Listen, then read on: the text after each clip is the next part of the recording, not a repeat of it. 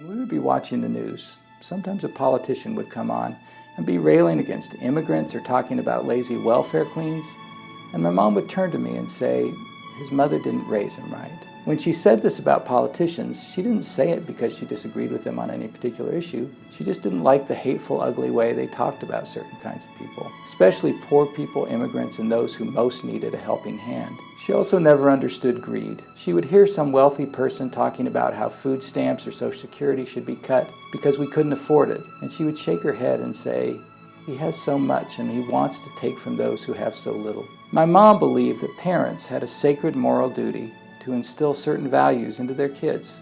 And she believed that those values should extend to our society as well. She believed in the golden rule, that we should treat others as we would want to be treated. She believed that we should love our neighbors as ourselves, and she believed that we should treat everyone as if they were sacred, that we would be judged on whether we fed the hungry, welcomed the immigrant and outcast, were there for the sick, and comforted those who were mourning. She taught us this: that cruelty is the worst sin, that kindness is the greatest gift, and that love trumps hate every single time.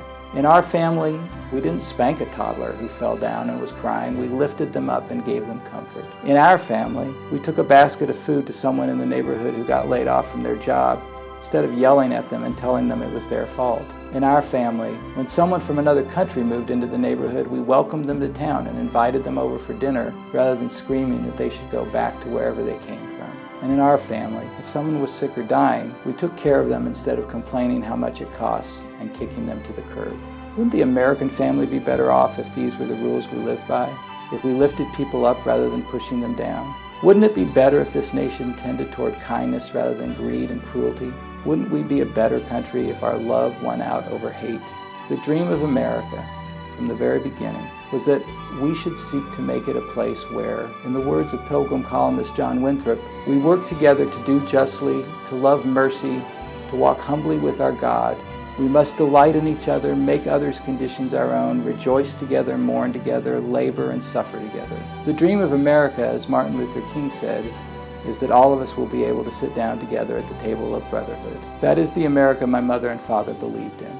The America they taught me to believe in. And in spite of the hatred and fear-mongering we are hearing out of the mouths of certain politicians, I still believe that is the kind of country we could be. Join me in being a voice for the American family and all of its wonderful diversity.